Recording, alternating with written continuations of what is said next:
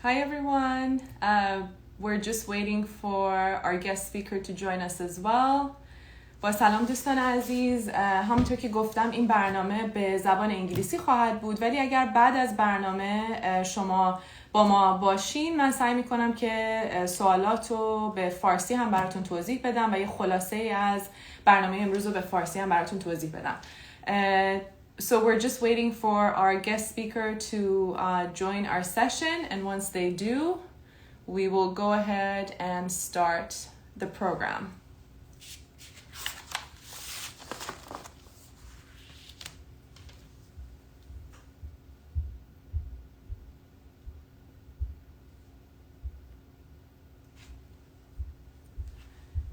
So while Mr. Harrison is trying to, oh, here we go.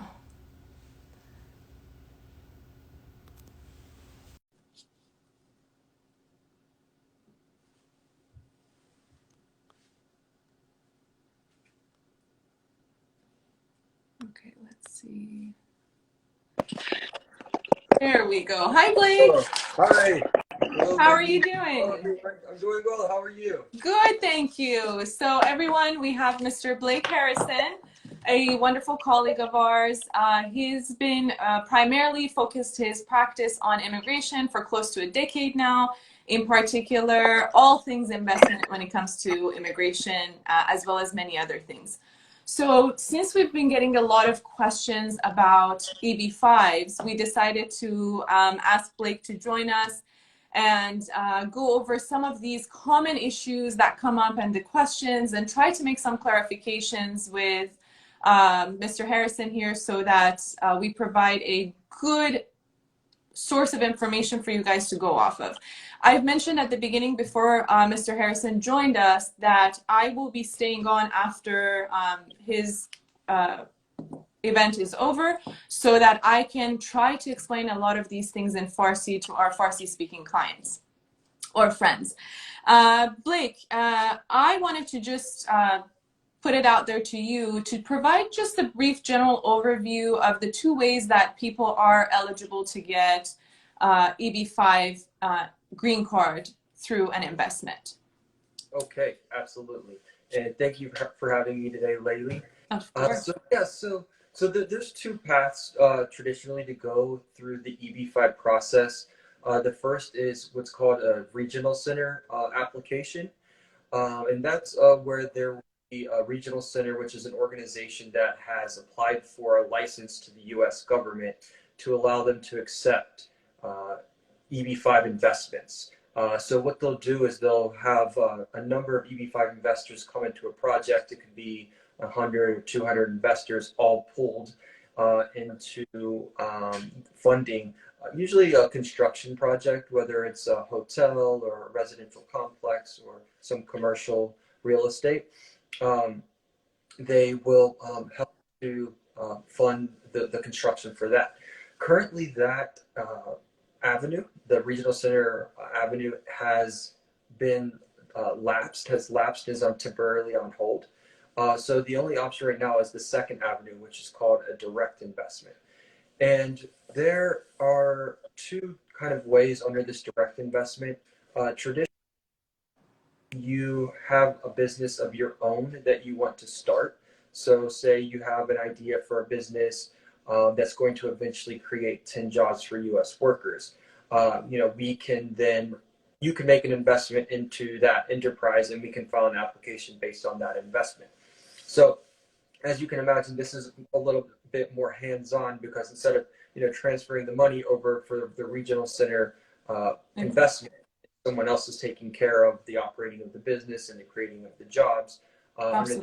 You're directly involved in this, so you would be there helping to guide the direction of the company with hiring and all of that, the operating of the business. So there's also another opportunity where other companies will have pooled investors into their company. So maybe they'll have 5 to 20 investors that they will allow to come in structured under a direct investment regulations. So those are still available too. So, what you would do is, find a project that's out there in the market that you're interested in, and then you would make the investment through them. You would review their business plan, and if you feel comfortable investing with that business, then, that's another way of having a more hands-off approach. And sorry to interrupt you, because I know this question comes up a lot. That is different than the regional center. These companies don't have any affiliation with the regional centers. Right. So it is separate from the regional center. Yes, that's correct. There are people that are connected with regional centers that are understanding that, with the regional center program being lapsed, that there's opportunities for direct investors, and they do have experience in the industry. So they're sort of pivoting to make these opportunities available to investors. So it is separate from the regional center. So it is live now, and you're able to take advantage of the EB-5 program now through one of those options. Perfect. And since this question comes up, and you mentioned real estate, are some of these project real estate, because people are seeing, especially our Farsi speaking clients, a lot of them are seeing these commercials that you can purchase a home in the US and be able to get this EB-5. Is it because perhaps these are real estate investments, or are there any opportunities like that to purchase a home and be able to get an EB-5? So that is a common misconception. So just solely purchasing a home would not qualify you under the EB-5 program, because there wouldn't be jobs created, right? So the EB-5, it's all about job creation as far as the U.S. government is concerned. They created the program to stimulate the U.S. economy through job creation. So they're really rewarding investors with a green card for boosting the economy in the U.S. So it's kind of a win-win, right? The U.S. wins, there's more jobs, and then the investor wins because they're able to meet their immigration goals of coming to the United States. So simply purchasing a house, there wouldn't be any jobs created through that, right? Because there's no one like there working inside of the house or anything like that, right? So that's a common misconception, right? So this would have to be an operating business that's creating jobs. Just a transaction of purchasing something, real estate would not qualify. Perfect. And as far as the 10 jobs created, now that you're talking about it, so there are 10 jobs that individuals would have to create as part of these. Can you provide some more information regarding that in direct investments? Right. So in direct investments, we can only count what are considered direct jobs, where under the regional center program, they allow indirect and direct jobs. So a really good example of an indirect job would be a construction worker, right? And so that's why they're able to pull, 200 EB-5 investors into and have 10 jobs for everybody, so that they all qualify, is because they can count all of those construction jobs, right? So everyone will get, assuming everything goes right, they would be able to get the green card because there's plenty of jobs to allocate, 10 to each investor. So under the direct, you're not able to count those indirect jobs, right? So these have to be actual W-2 employees working at the facility and working with the operating of the business. So if you think about maybe, let's say a small hotel or a motel, it's going to be the person working behind the desk, the people cleaning, the maintenance, all of those people that are working at that premises. Got it. Yeah.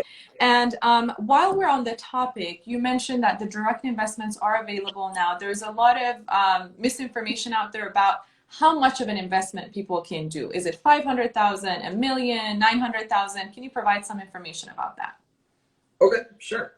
Yeah, so it's been a kind of a wild ride in EB-5 over the past couple of years. So the investment amount has always been traditionally in the past $1 million, or it'll be reduced to 500,000 if it's in one of the areas that they would call a targeted employment area, or it's a higher employment area. They'll reduce the investment amount to $500,000 so that there's an incentive to create jobs in areas that need it more, right? So it's been $1 million or 500,000, and traditionally, most have been able to qualify in one of these reduced areas. So investors in the EB-5 realm have traditionally invested $500,000 to qualify. So in November of 2019, there was a rule implemented to increase that investment amount from the minimum from 500 up to 900. And if you're in one of those high employment areas, it was from 1 million up to 1.8 million.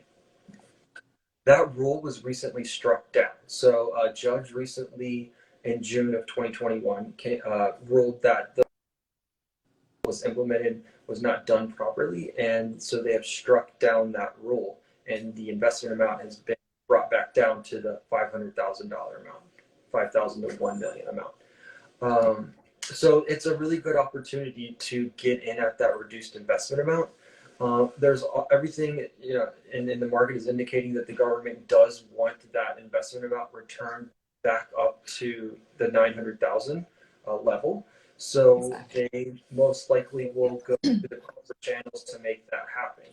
So it really is, you know, a limited window where investors can get in at this $500,000 amount, because we're expecting within the next few months for that to go back up to 900. So it's time is of the here if you want to get in at that reduced investment.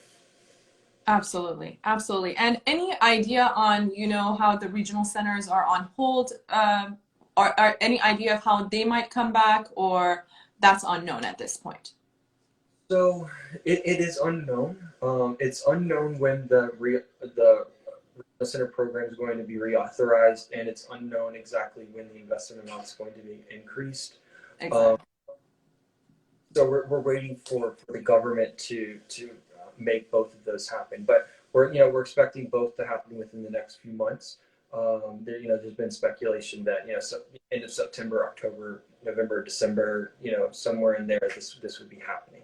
Got it. But we don't know for sure. Yeah, it's an evolving thing, and it's something we'll have more information about down the line as things are progressing. And for those people that are interested, they can take advantage of this time. If they file their application, they get everything ready and they file their application prior to that change, would they be locked in at the 500,000? Yes. So they should be grandfathered in. There's all indication that you're going to be grandfathered in on the regulations that stood on the date of filing. There is could do a retroactive implementation of the law, but that would be subject to a lot of litigation, and in the past it hasn't occurred that way, right? So we can expect that the rules that stand on the day that you file will be the rules that apply to your case. Perfect. And while we were talking about those targeted employment areas, a lot of people ask questions, and we've received these questions a lot of, where are those areas? Does every state and most counties have them? Are there areas that they have to live in near that area if they move to the U.S. and they do a investment in a targeted employment area? Sorry, that was a compound question. No, it's okay. So there are states and that every state has targeted employment areas, right? So the way that they do it is they look at the individual census tract. And they look, okay, what is the unemployment in this census tract? So a census tract is basically, if you look at a city or a town, every city or town is broken down into little subsections, right? And those are called census tracts. So a city could have, 50, 100, 150, depending on the size of the city, census tracts in there. And so there will always be like little pockets, that qualify in the area. So, if you're in California, you would think, okay, that's a strong economy, that's not going to qualify. Then that's actually not the case. Yeah. So you'll see areas in Los Angeles that qualify, areas in San Francisco that qualify. So yeah, just because it's a large metropolitan area doesn't mean that it wouldn't qualify. But yes, of course, like there will be areas that don't qualify. It's not like the entire city will qualify. So it's something that you have to look at the data there.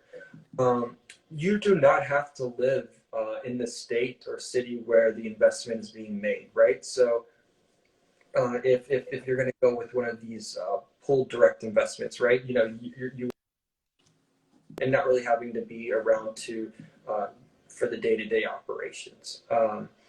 if you're going to be forming your own business, you could always hire a manager to take care of it. If you didn't really want to be there day in, day out, operating the business. Right. Yeah, so And it would be up to you. Yeah, but of course, if you are starting your own business and you really want to be hands-on with it, being there and overlooking everything, then of course that's permissible. got it. That's actually a really good segue. We've got a few questions about the manager that you can put in place to run your business, and people are asking, does that manager have to be a U.S. person, or can we apply through a new company for them to, if they're a foreigner, to come to act as the manager of this project? So if you're starting your own business, we would form the company. The foreign national would be considered an owner, having ownership in the company, and then you would most likely want to have a manager hired there to get things off the ground, right? We would form the business. It is required that we have a premises leased for the business, right? So that we would have to provide with the application.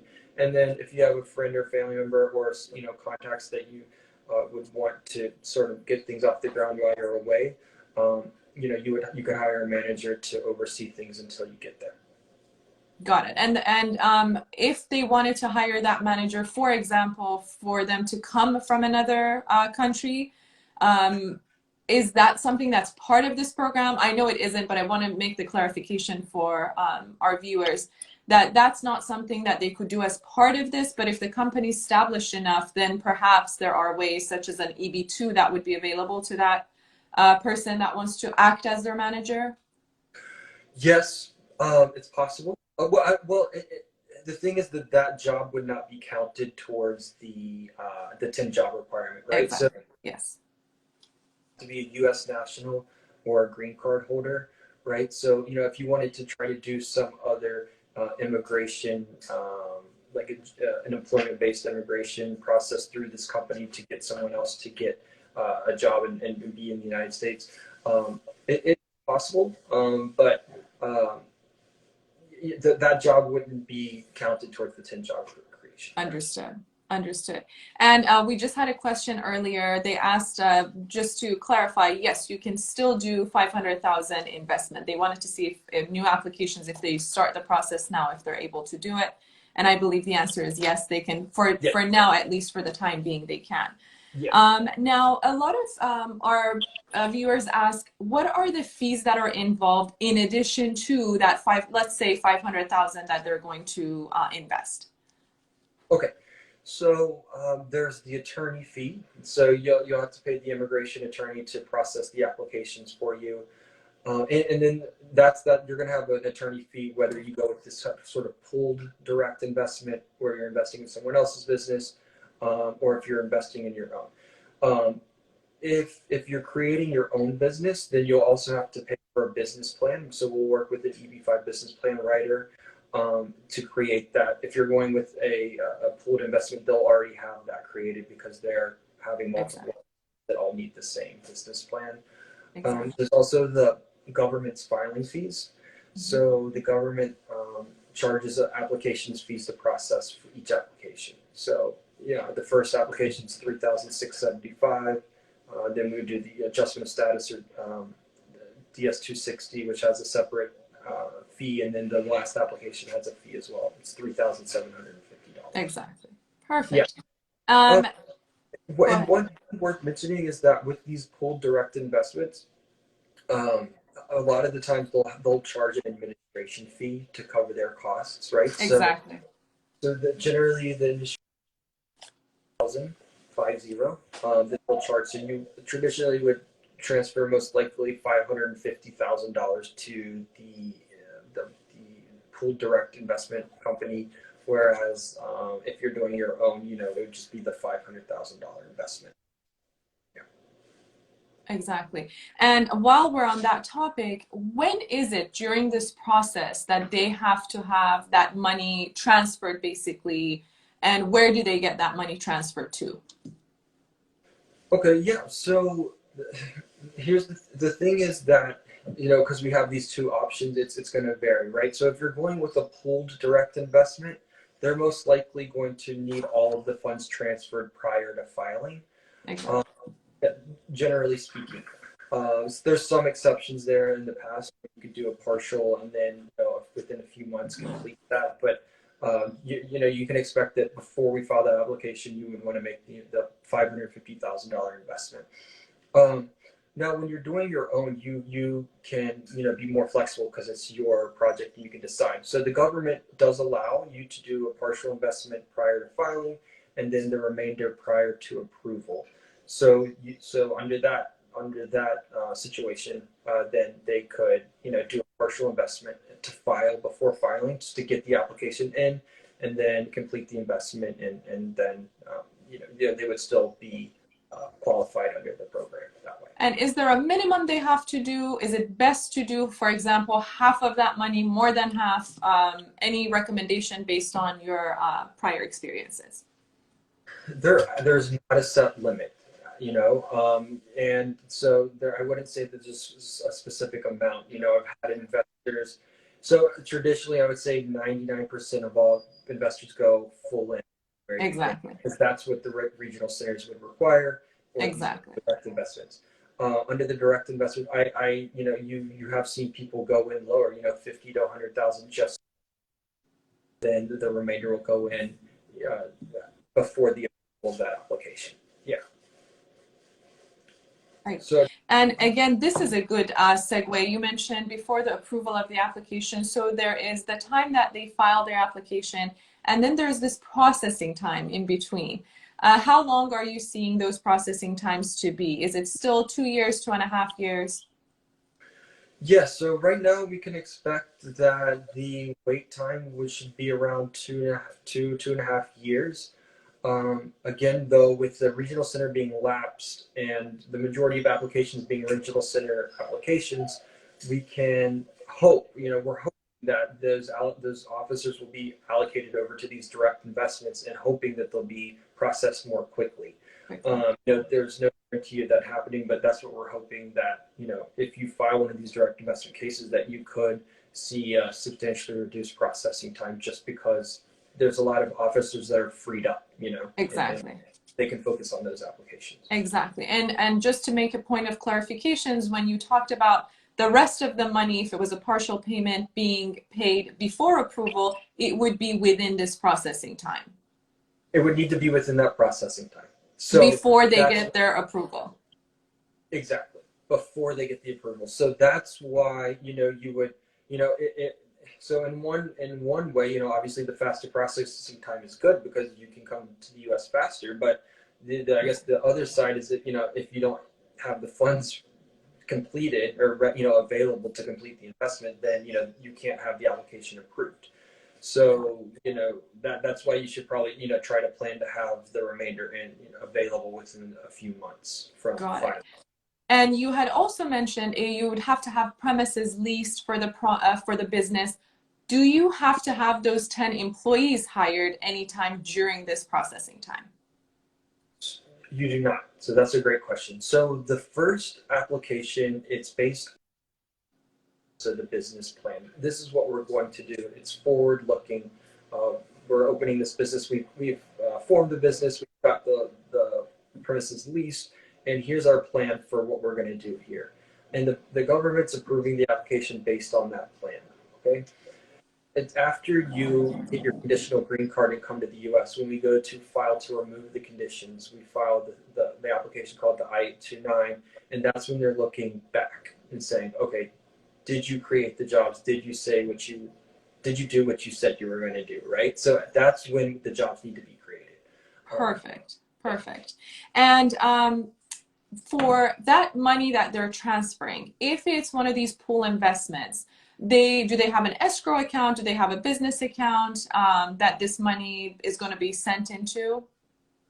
It'll be an escrow account. Yeah, so they'll have an escrow account set up. They'll provide the investor with the wiring instructions, and they'll transfer it to escrow. And what about if it's their own business that they're trying to do and they're not in the U.S.? How would they deal with that situation?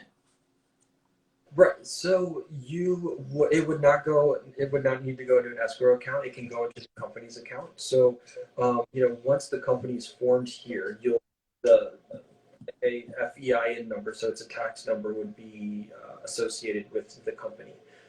Then you could have a representative in the United States go to open a bank account in the company's name, and there are ways that you can do it from abroad. So apply for a bank account in the company's name using that tax ID number, and then once that's open, then you would transfer the funds into that account, and then that there's the evidence that the funds have been transferred over and are ready to be spent through the operation. Perfect. And obviously for all of those, they need to know the source of funds. What type of funds can they be? Obviously, if it's money that they've made as part of their income, if it's their own property that's been sold, or if it's a gift or inheritance, could it potentially be a loan that people have gotten to apply for this investment visa or immigrant visa? All right, yeah, that brings up a really good point. So we need to show that the funds were earned legally, right? So the government wants to give green cards to people that earn funds legally. So they are wanting to look at that closely. So it can be, any legal source, whether it's your salary, if you have a piece of property that you obtained a bank loan from, you can invest that. If you sold a piece of property, you can use the proceeds from that. A gift from a family member can also work. So if you have someone that would be willing, a friend or family member, it doesn't even have to be a family member. Exactly. Yeah, you can they can gift the funds to you to make the investment. And a loan is also doable. You can also have, like I was saying, a loan from a bank, or you can have a loan from a family friend or a family member if you want to do it that way. And that actually brings up a really good point here. And that's that under EB-5, there's a little caveat for Iranian investors, right? Exactly. So there's no sanction on Iranians coming to immigrating to the United States, right? So they're not blocked from being able to do that, to get the green card through the EB-5 investment. There are sanctions related to the transfer of funds from Iran to the United States. Okay? Exactly. So there are some extra steps.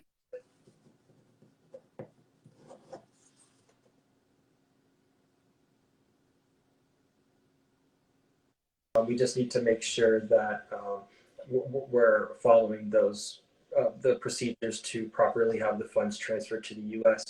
If you have someone, we mentioned gifts and loans. If you have someone in the United States that has the funds that's willing to make the do the investment for you or loan you the funds while you're waiting for the funds, you can do that, and then you don't have to go through those hurdles, right? You can say, we're going to be showing the funds were earned. Exactly. But you don't have to deal with all of the sort of OFAC sanctions, is what they're called. It's through the Department of Treasury. So that's also something to consider. It's still doable to have funds coming from Iran. It's just if you do it that way, there's some extra steps that need to be taken to make sure that exactly. And during this time of the essence, it may not work for them to get the 500,000 if things go back to the increased amount. Exactly. So even if you want to do a partial investment if you have a friend or family member that will help fund the first $50,000 investments, we can file while you're waiting on those funds to be cleared from Iran. Exactly. Yeah. Okay. That's perfect. I know we do get a lot of questions asked about that also. Now, I'm looking at all the questions that we've been getting. While we're on the topic of the investment, if you were to go, obviously not the regional center, but those pooled investment companies, people are asking, am I guaranteed to get my money back? What happens if they go out of business, for example? Okay. So under the regulations, there cannot be a guarantee. If there was a guarantee on the return of the capital, then the EB-5 requirements would not be met, and you could not get.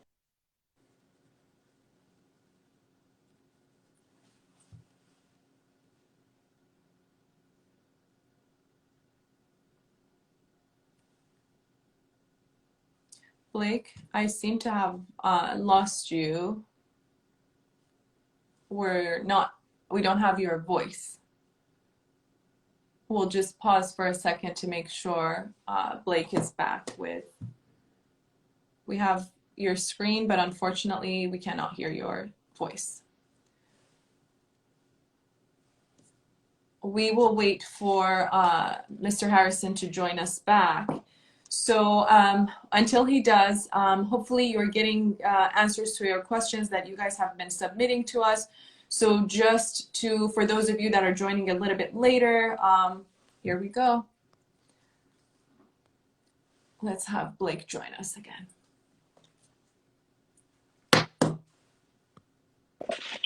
There we go. Yeah, be back. Perfect. No, that's okay. You were saying about no guarantees. Right. So there's no guarantee allowed under the regulations, and that language can't be in the documents there. So if there is, to answer the question, if the company does go bankrupt and they don't have the ability to repay you, then it is possible that you could lose the capital. So that's why it's really important that we show, or that the project is vetted and looked at very carefully before you make the investment, because it is an at-risk investment. That doesn't mean it's necessarily a risky investment. It could be very low risk, but it's really going to depend on the project, and it's important to do your due diligence there.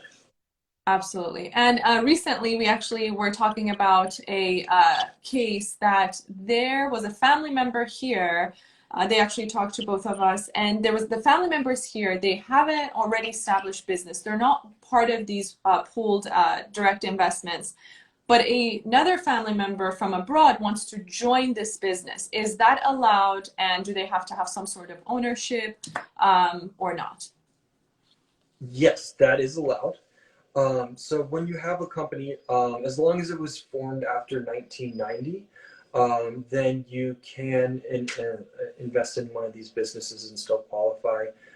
What would happen is we would do a amendment of the company's formation documents to, show, that the EB-5 investor is going to be included with making this investment, and that there's going to be 10 additional jobs created in addition to what's there. So the jobs that are created when the investor is investing, those are not going to count towards the 10 job requirement. Exactly. New jobs beyond that. Understood. And we talked about processing times. I just wanted to make a clarification. Processing times, Blake talked about, it could take up to 2.5 years, and hopefully in the future, maybe that will be lowered now that they're going to be more freed up officers. There are two ways then, after you have your approval, hopefully, that you can immigrate. You're either already in the US and you just adjust your status, and that obviously time-wise for people makes life a lot easier. But if you're outside of the US, Blake, then they have an extra step to take through embassies and the consular processing. And we're seeing those times these days. Of course, they're taking a really long time, but maybe around 8 to 10 months. Is that still a good estimated amount of time that they wait for? Yes. So we do have to file that DS-260 application, and that's the application to set up the interview at the consulate. And then once you have that interview, then they'll give you the visa to show at the border when entering the United States. And yes, I would say 6 to 12 months is a good estimate. At the moment, it's because, with COVID, things shut down and things start piling up, right? So absolutely. And hopefully things will come down. But yeah, by the time this 2 years processing times on this side changes. Yeah. Exactly. So that's actually another question that we keep getting. Now, if they have their own business or they invest in one of these direct businesses, would they, if for some reason they don't get approved, the application doesn't get approved and they never make it to the US, what happens to their money? So then you would work with the project to have the funds returned back to you, and it's really project by project basis. When working with the investment company that you're going with, or the EB-5 company, that would be laid out to you in advance. If you're starting your own company and it's in your your company's bank account, then you're free to do with it as you wish, right? You can withdraw the funds at any time. It would be up to you. Exactly. And usually that around $50,000 that we talked about that these companies might need for their processing fees or whatever that may be, that usually is not something that gets returned back, correct? Again, it depends. Or is it based on? It's a project thing. Perfect. You know, sometimes they will actually have a guarantee to return that if the application is not approved. It really will depend on the individual project. Perfect. We had another question. They had lost their connection that the minimum to apply is still 500,000 and you have a grace period until prior to your approval of the petition to pay the remaining of the fee. You have to have an initial fee to file, and then prior to your approval, you have to pay the fee. But if you have other questions specifically, obviously we can answer. Now, Blake, another question that comes up is I have kids that are either over 21 or very close to the age 21. Mm-hmm. Can they be part of EB-1 petition? So you're allowed to include your spouse and any children under the age of 21. So any child over the age of 21 when filing would not qualify, unfortunately. Those that are close can still qualify. There's not a backlog for Iranian investors under the EB-5 program. So they're not going to continue to age while they're waiting for a visa to become available, right? So, you know, they can still be included as long as they're under the age of 21. And let's say they're close to being 21 and they apply and they have to wait 2 years. And then within that 2 years, 2.5 years, they are now over 21. And you mentioned that there's no backlog. Would that mean that their age is frozen basically at 21 for those purposes? That's right. Right. So there's the Child Satisfaction Act, which is an act to protect under these situations for these long processing times on the U.S. government's on their account there. So they get locked in on the date of filing. So their age is frozen while the application is pending. They are considered the same age as they were on the date that the application was filed. Perfect. Yeah. And on the same topic, a lot of times investors say, okay, my child is over 21 or I have other family members that we want to do investments together as a pooled friends or family that each family or person wants to do. Are they allowed to do that not as part of those pooled direct investments, but on their own? Start a business, but that business be for 2 people, obviously understanding the fact that each of them would have to do the employment, create those jobs, 10 people. But can they do something like that? Yes, absolutely. So you can have two investors in the same project. We just need to show that 20 jobs for each investor.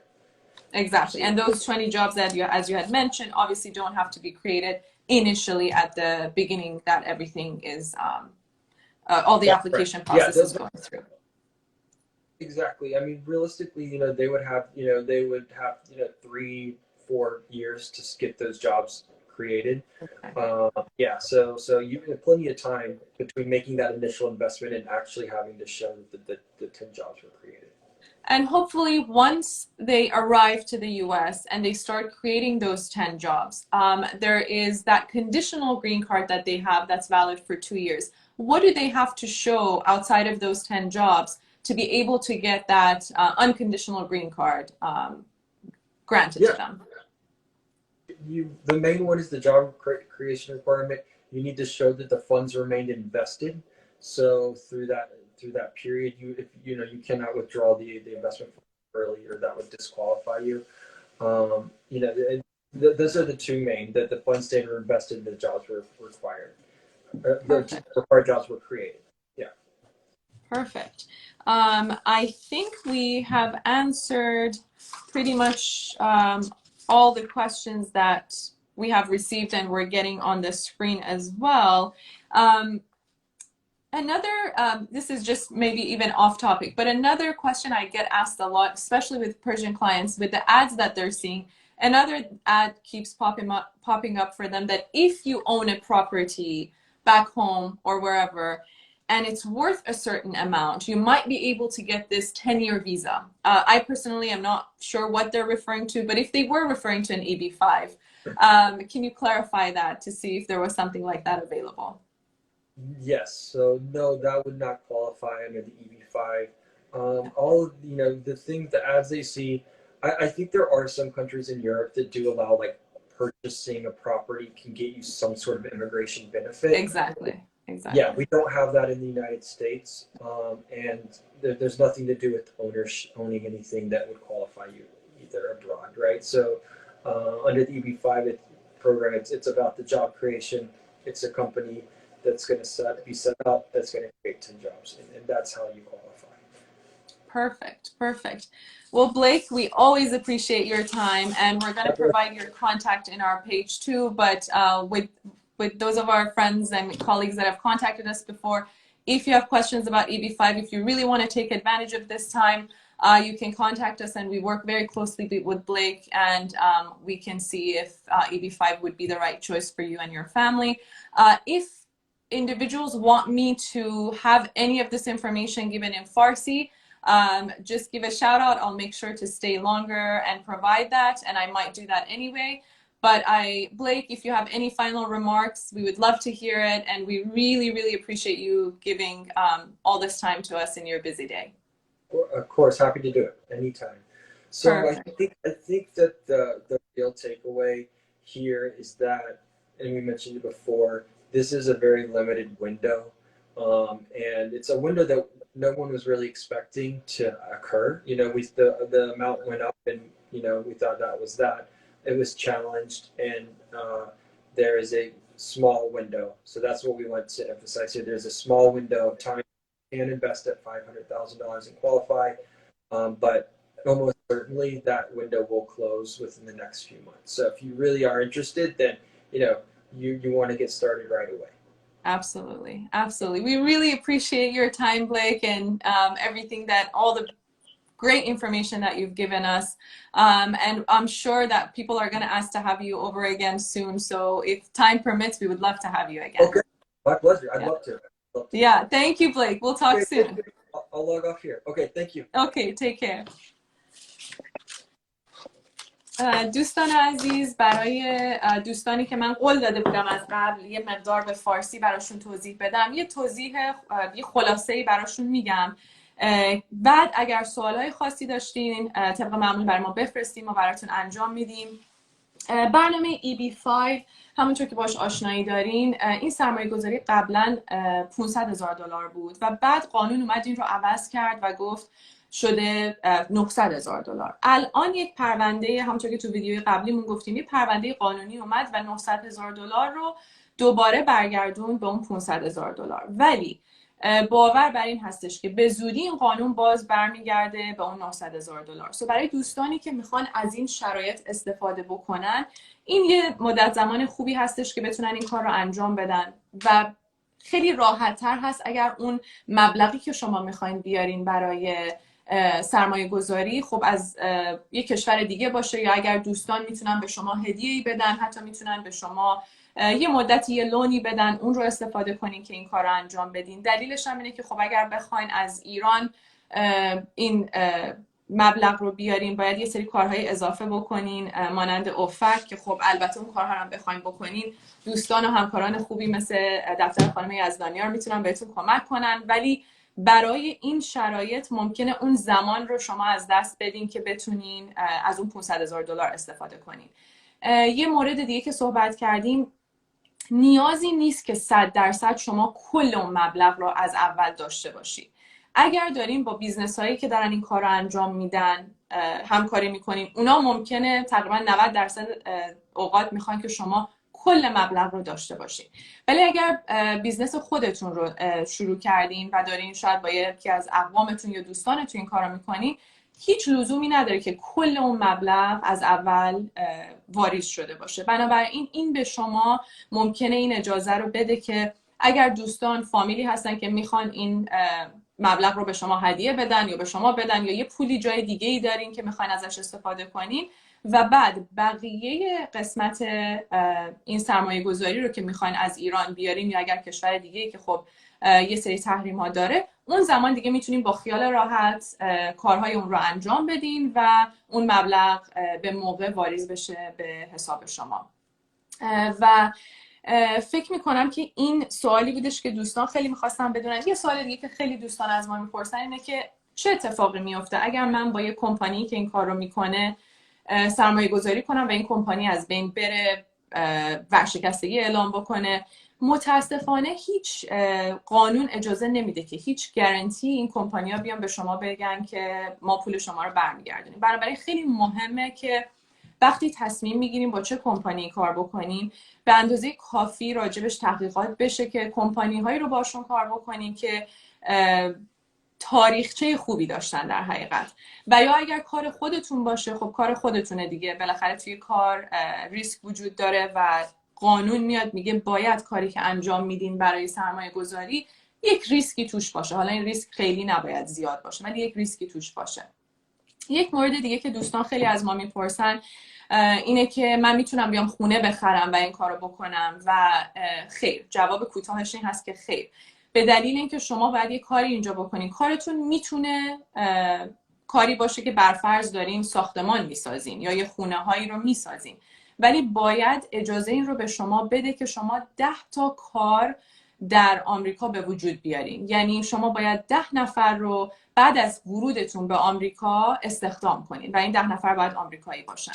بنابراین این سوال رو ما خیلی میگیریم. یا سوالی که اگر من توی یک کشور دیگه خونه داشته باشم و ارزش خاصی داشته باشه، آیا میتونم از اون طریق این ویزا رو بگیرم که میگیم ویزا ولی منظورمون ویزای دائم یا اقامت دائم هست؟ اون هم جواب کوتاهش خیر هستش. سوالهای دیگه‌ای که بود که ما سعی کردیم توی این برنامه انجام بدیم این بودش که اگر من خانواده یا دوستانی اینجا دارم و خودم نمیخوام بیام اینجا بیزنس رو انجام بدم، اینا شرکتی دارن یا کاری دارن و من میخوام با اینها همکاری بکنم، آیا این امکان پذیر هست یا خیر؟ جوابش هست بله، این کار رو میتونیم بکنین، ولی باز مد نظرتون باشه که شما باید بیاین و اون کمپانی مدارک قانونیش رو باید نشون بده که شما هم الان جزو اون کمپانی هستین. شما باید بیاین بعد از ورودتون 10 تا کار دیگه ایجاد کنین، یعنی اون 10 نفر رو استخدام کنین. نمیتونین بگین این کمپانی الان 100 نفر رو داره پس من فقط میام این پول رو واریز میکنم و میام.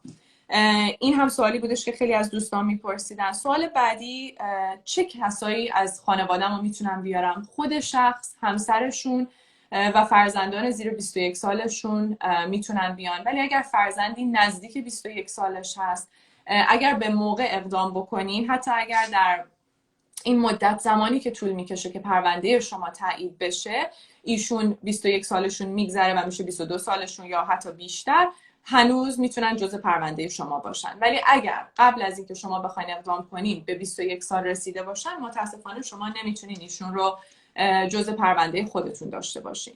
که باز این برمیگرده به سوالی که دوستان دیگه میکنن، خب من میتونم برفرض من با فرزندم یا من با یک چند تا از دوستان دیگم که میخوان همه این کار رو بکنن بیایم و یک بیزنس رو با هم تشکیل بدیم. این کار رو میتونیم بکنین، ولی باز خاطرتون باشه که هر کدوم از اون اشخاصی که این کار رو انجام میدن، اون خانواده ها که دارن برای EB-5 گرین کارت EB-5 اقدام میکنن، باید بتونن نشون بدن که یک، اون $500,000 یا حالا اگر عوض بشه $900,000 رو هر شخصی یا هر پرونده‌ای داده جدا، و اینکه هر کدوم از اون پرونده ها 10 نفر رو استخدام میکنه. بنابراین شدنی هست، ولی باید بدونین که به این صورت شدنی هستش. و فکر میکنم این تقریبا سوالات و قسمت‌هایی بود که دوستان خیلی میخواستن بدونن.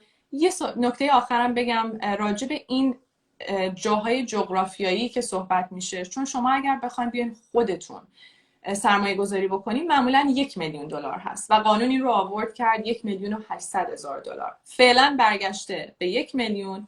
ولی اگر شما این سرمایه گذاری رو توی جاهای جغرافیایی خاصی بکنین که اقتصاد آمریکا بهش نیاز داره، به اون صورت شما میتونین از اون $500,000 یا اگر بره بالا از $900,000 استفاده کنین. حالا دوستان میپرسن این جای جغرافیایی کجاست؟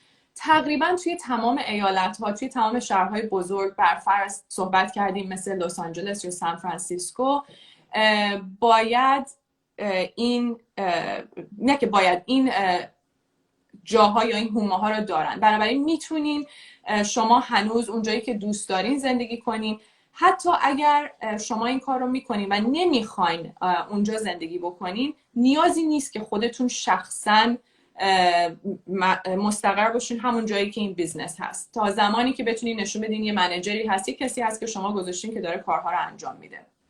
و این 10 نفری هم که شما استخدام میکنین تا زمانی حتما باید با شما باشن که شما این 2 سالی رو که توی آمریکا هستین بگذره، چون شما پرونده در حقیقت conditional green card دارین، یعنی green cardی دارین که محدودیت داره. تا زمانی که شما محدودیت دارین به این مبلغ سرمایه گذاری نمیتونین دست بزنین. این 10 نفر باید استخدام شده باشن. وقتی که شما این محدودیت ها از بین رفت و خیلی بهتره که یه مدت خوبی بعدش، چون باید فکر اینو بکنین که وقتی میخواین بعد از یه مدت شما سیتیزن بشین، سیتیزنشیپ ممکنه برگرده و بگه پس 2 روز بعد از اینکه شما گرین کارتتون رو گرفتین نه دیگه کسی براتون کار کرده، مبلغم سریع برداشتین. این باعث مشکل برای سیتیزنشیپتون ممکنه بشه. بنابراین بهتره که این بیزنس رو واقعا ادامه بدین تا اونجایی که میتونین، تا اونجایی که تصمیم درستیه برای شما، این کار رو ادامه بدین.